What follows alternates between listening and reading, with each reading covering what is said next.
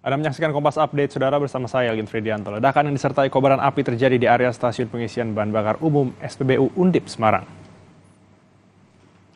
Bensin Tembalang. Ledakan dahsyat ini menyebabkan 4 mesin pengisian bahan bakar minyak mengalami kebakaran. Insiden ledakan yang terjadi sekitar pukul 12 waktu Indonesia bagian Barat menyebabkan puluhan pengendara yang sedang antre panik dan berhamburan menyelamatkan diri. Api tidak sempat merembet ke tempat lain karena petugas SPBU sigap memadamkan api. Saat kejadian, keadaan SPBU juga tidak terlalu ramai.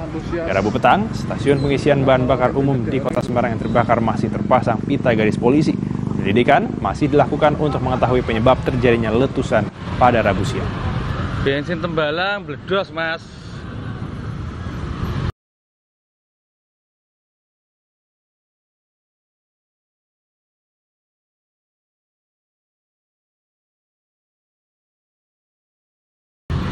Demikian Kompas Update, saya Elgin Fridianto. Sampai jumpa. Kompas Update dipersembahkan